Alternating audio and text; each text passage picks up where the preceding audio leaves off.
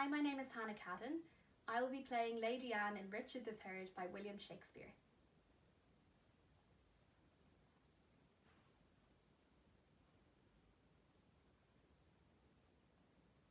Set down your honourable load.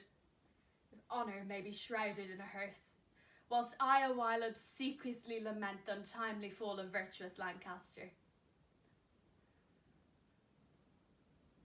Poor key-cold figure of a holy king, pale ashes of the house of Lancaster, thou bloodless remnant of that royal blood. Be it lawful that I invocate thy ghost to hear the lamentations of poor Anne, wife to thy Edward, to thy slaughtered son, stabbed by the self-same hand that made these wounds.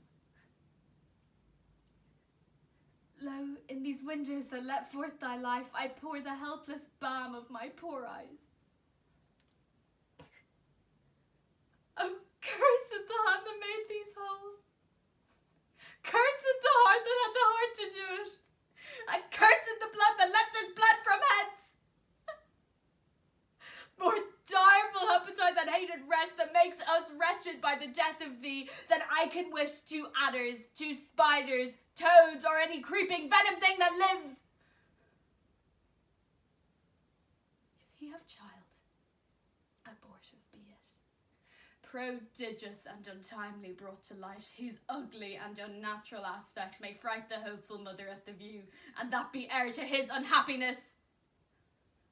If he ever have wife, let her be made more miserable by the death of him than I am made by my young lord and thee. Come now towards Chertsey with your holy load, taken from Paul's to be interred there. And still, as you are weary of this weight, rest you, while I lament King Henry's course.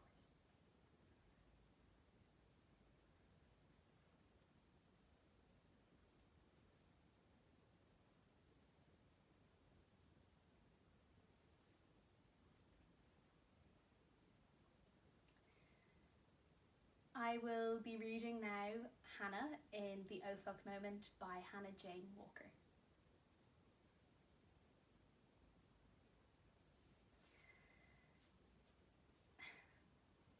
I used to work in an office, and one of the good things, I guess, is that everyone seemed to have something going on outside of work.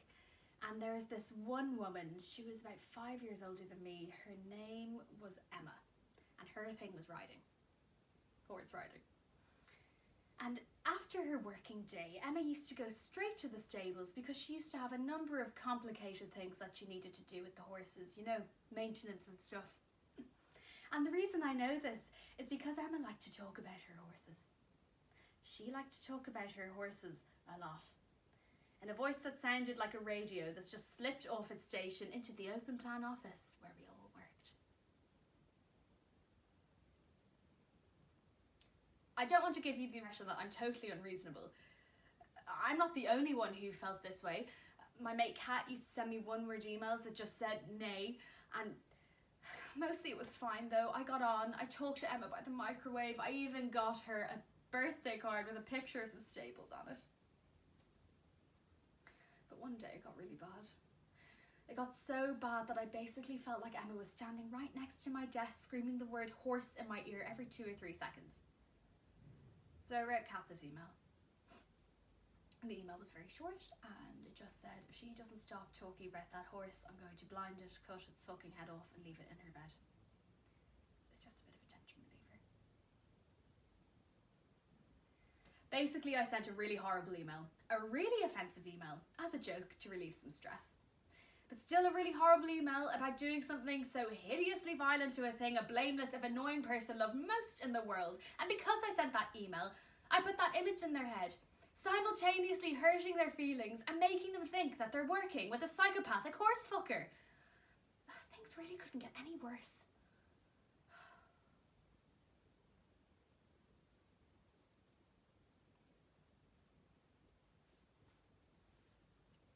I will be singing Chiquitita by ABBA.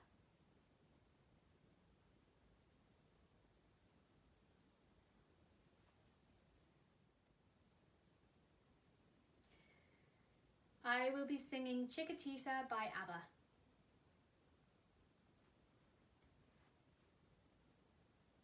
Chiquitita, tell me what's wrong. You're in shame by your own sorrow. In your eyes, there is no hope for tomorrow. How I hate to see you like this. There is no way you can deny it. I can see that you're oh so sad, so quiet. Chiquitita, you and I know how the heartaches come and they go, and the scars they're leaving.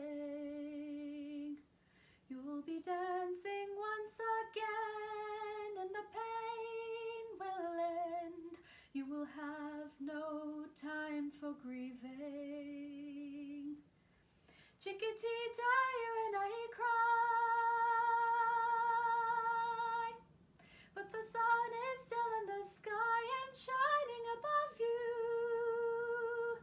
Let me hear you sing once more like you did before. Sing a new song, Chiquitita. Try once more like you did before.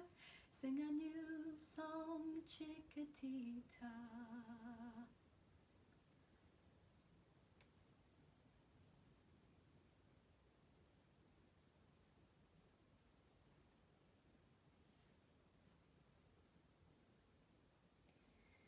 My devised piece is inspired by Wooden Bridge, and I have entitled the piece Where the Anxiety Resides, and I will be playing the struggling poet.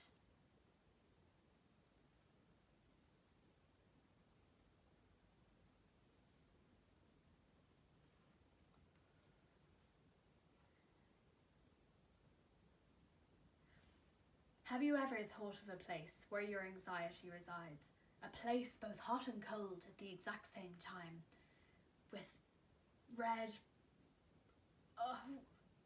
brown, and oh god, damn it! I've never been any good at poetry. Why bother now? There's no point to it.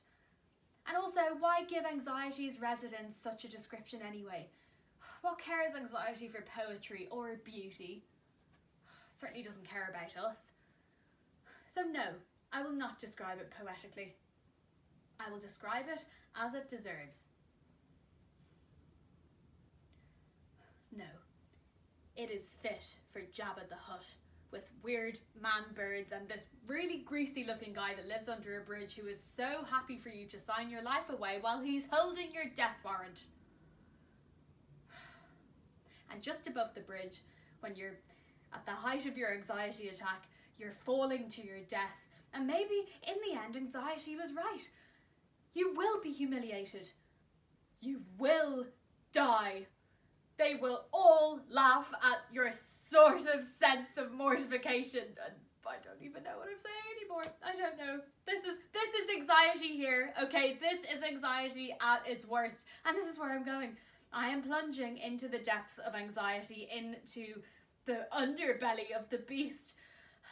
God. Falling down and down. And you sign the jotted line for that greasy looking swine who takes everything away you once held near. And just before the clock strikes 6, the man-bird breaks you like a Twix and dips each half of you in his beer. Yeah, no, I definitely shouldn't write poetry.